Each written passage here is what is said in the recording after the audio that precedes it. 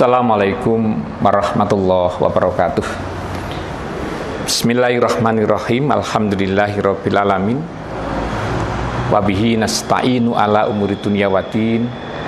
Assalatu wassalamu ala rasulil mursalin nabiyina Muhammadin wa ala alihi wa ashabihi ajma'in, amma ba'd. Fa ibadallah usikum wa nafsi bitaqwallah faqad fazal muttaqun. Pemirsa kajianmu yang berbahagia dan dirahmati Allah Subhanahu wa taala, mari kita mensyukuri nikmat Allah yang diberikan kepada kita berupa hidup dan kehidupan ini. Kita bersyukur masih bisa menjalankan syariat-syariat Islam sebagai bentuk kecintaan kita kepada Allah dan Rasul-Nya. Bahkan kita juga bersyukur kita diciptakan sebagai manusia. Dan kita memang harus terus belajar untuk tetap menjadi manusia. Karena kita memang bukan malaikat, dan kita memang bukan juga setan.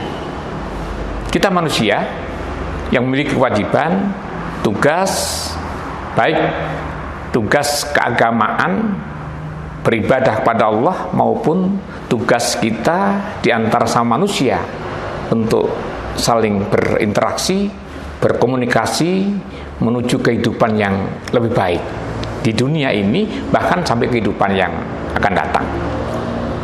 Nah, kita diciptakan sebagai manusia, bukan malaikat yang selamanya benar dan tidak pernah salah. Tapi kita juga bukan setan yang selamanya salah, tidak pernah benar. Mungkin kita di antara keduanya itu. Yang dalam diri manusia diberi oleh Allah nafsu, jiwa, yang dari nafsu itu kemudian muncul keinginan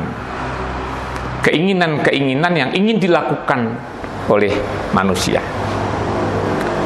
Di dalam surat At-Tin ayat 4, Allah juga sudah menegaskan bahwa manusia diciptakan dalam bentuk yang sebaik-baiknya.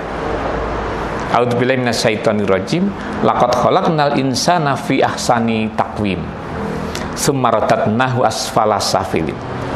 Nah, manusia diciptakan Allah dalam bentuk yang baik-baiknya, dalam arti mestinya bisa menggunakan piranti akal dalam diri manusia ini yang bisa membedakan mana yang baik, mana yang buruk, mana yang haram, mana yang halal, mana yang hak, mana yang batil, sehingga perilaku, ucapan, pikiran, dan seterusnya terus menjadi baik.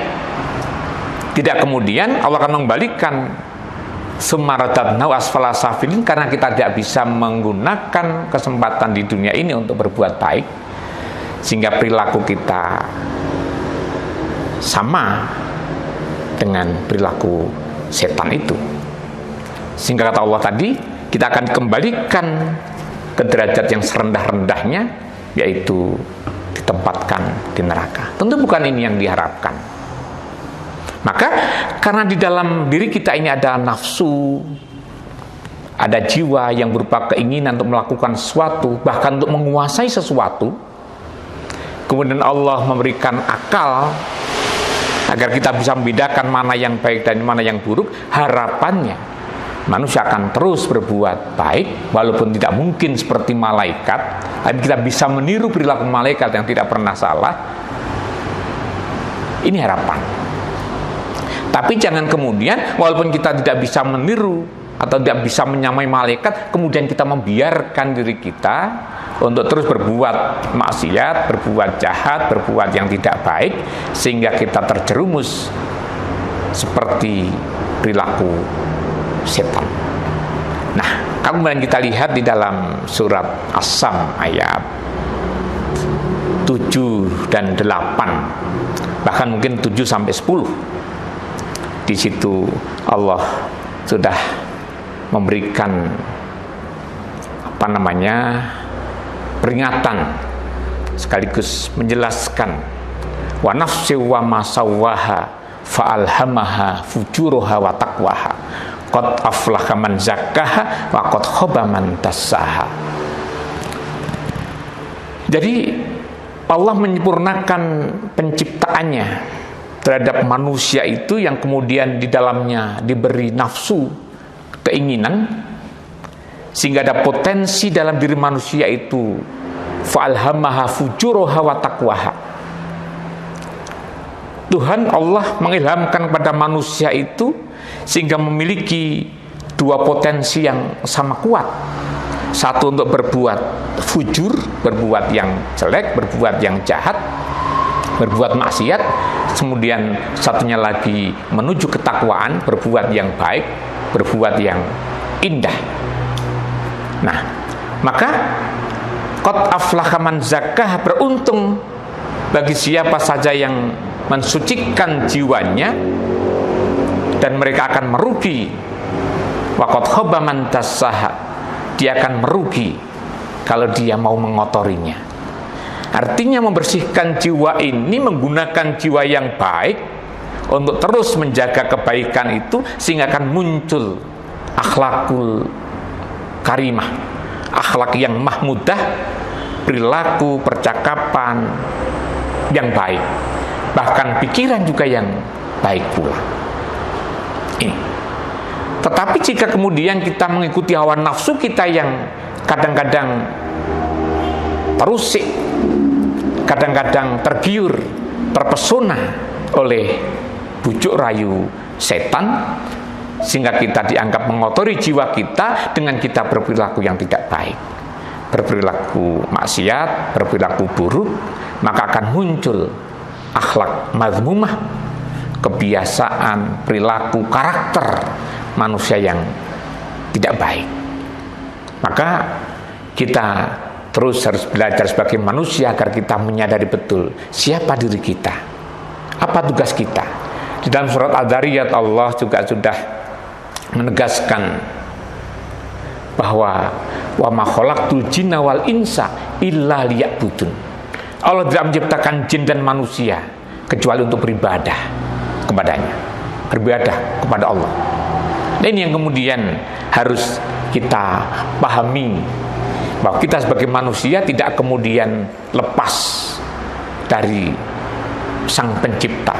Bukan kemudian kita bebas melakukan apapun di muka bumi ini tanpa kita melihat apa tugas kita, apa kewajiban kita sebagai manusia dalam mengisi kehidupan di dunia ini.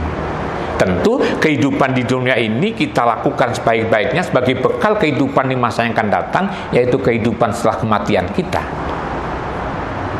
Pemirsa kajianmu yang dirahmati Allah, sekali lagi kita harus tetap memiliki kesadaran bahwa diri kita ini adalah manusia, bukan malaikat yang selamanya benar, tidak pernah melakukan kesalahan, dan juga bukan setan yang selamanya salah, tidak pernah melakukan kebenaran. Tapi ada dua potensi yang ada dalam diri manusia, bisa berbuat buruk dan juga bisa berbuat baik.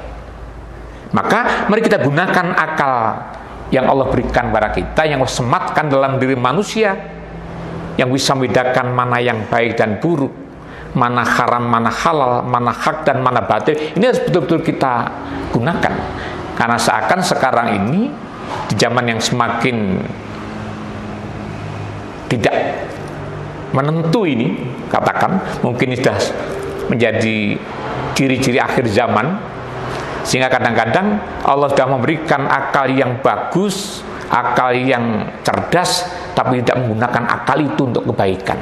Atau mungkin seakan-akan mereka lupa kalau Allah memberikan akal itu untuk membedakan mana yang baik dan buruk, bukan kemudian menjadikan yang baik menjadi buruk atau menjadikan yang batil itu terlihat benar.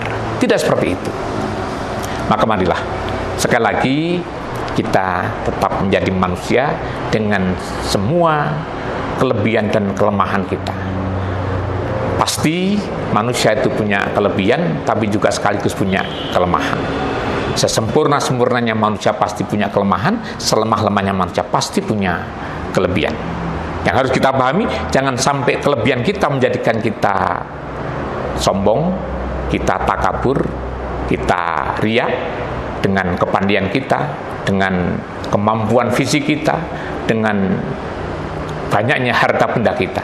Tapi jangan sebaliknya, dengan kelemahan kita kemudian kita menjadi minder, rendah diri, bahkan tidak mau melakukan apapun karena merasa tidak mampu.